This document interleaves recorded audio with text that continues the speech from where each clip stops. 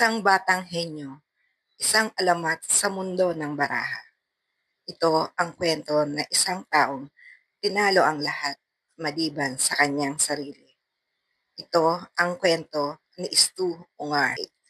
Isinilang noong September 8, 1953 sa Manhattan, si Stuart Errol Ungar ay lumaki sa mundo ng sugal. Ang kanyang ama, si Isidro, ay isang bookmaker at may-ari ng bar na tinatawag na Fox's Corner. Doon unang nasilayan ni Stu ang mga baraha, dice at ang masalimuot na daigdig ng pusta. Sa edad na 10, tinuruan siyang maglaro ng gin rummy. Hindi nagtagal, naging bihasa siya at lumampas pa sa mga veteranong manlalaro.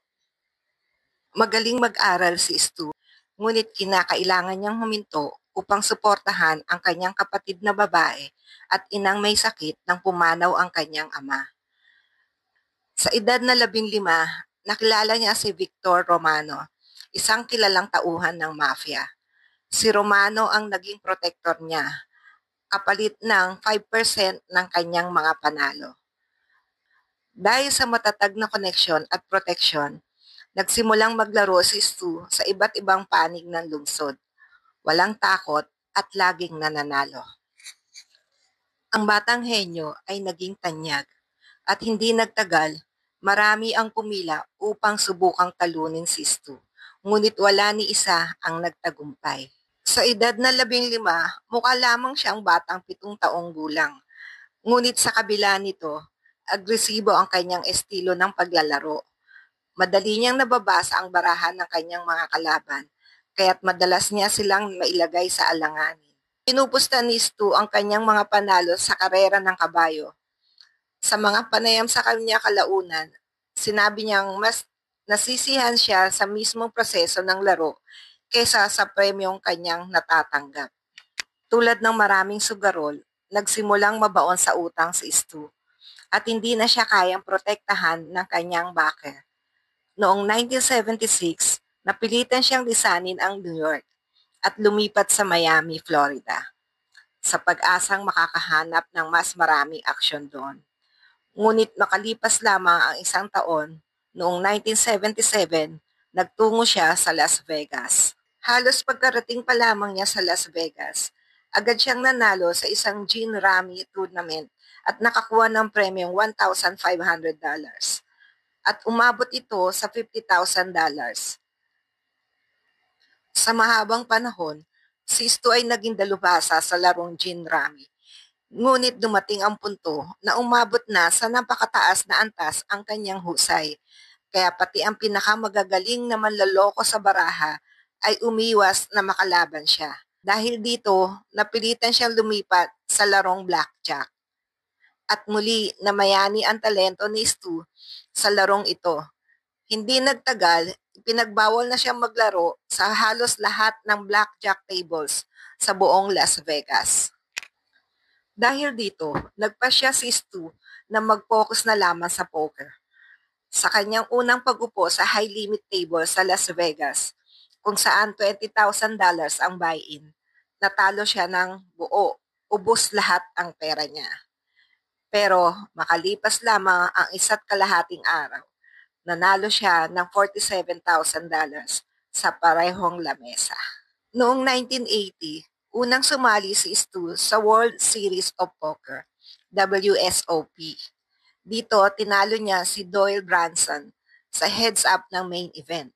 Sa pagkakataong iyon, tumanggap si Stu ng $365,000 na premyo, ang kanyang unang gintong bracelet, at agad siyang sumikat sa buong mundo bilang The Kid na tinalo ang mga alamat ng poker. Makalipas ang 1 taon, napanalunan ni Stu ang kanyang pangalawang bracelet.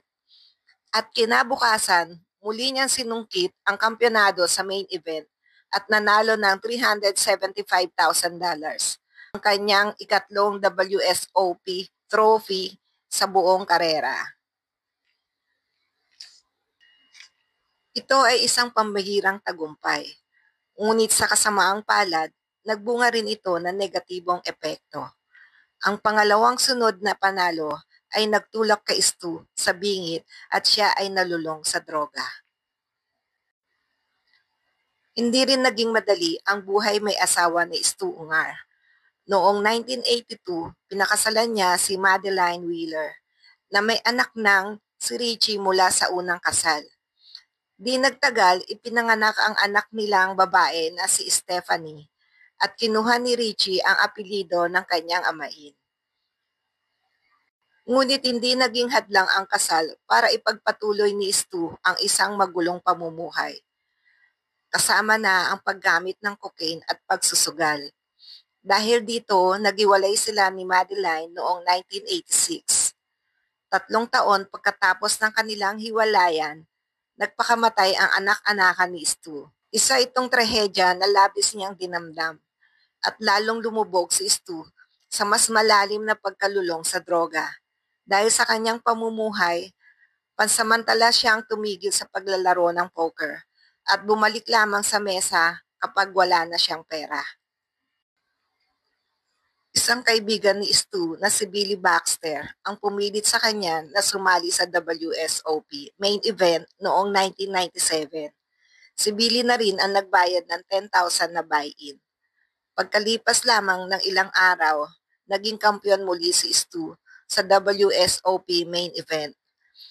Sa ikatlong pagkakataon, nakamit niya ang unang pwesto at nanalo ng $1 million. Ibinigay niya ang kalahati ng halagang ito kay Billy bilang pasasalamat. Inalay ni Stu ang panalong ito sa kanyang anak na si Stephanie, na tinatawagan niya sa bawat break ng tournament upang ibalita ang kanyang mga tagumpay. Pagkalipas ng 6 na buwan, naubos muli ni Stu ang kanyang pera, ngunit wala nang nais magpautang sa kanya. Alam na kasi ng lahat ang kanyang matinding pagkalulong sa droga. Ayon sa mga nakasaksi, sa panahong iyon ay mistulan na siyang buhay na bangkay. Noong November 22, 1998, natagpo ang patay si Stu Ungar sa isang silid ng hotel sa Las Vegas. Ang sanhi ng kanyang pagkamatay ay sakit sa puso na dulot ng matagal ng paggamit ng ipinagbabawal na gamot.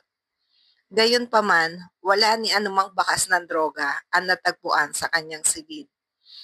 Ayon kay Doyle Branson, isa sa mga veterano sa poker, lahat kami ay nalungkot pero hindi kami nagulat. Noong 2001, pagkatapos ng kanyang kamatayan, isinama si Stu sa Poker Hall of Fame.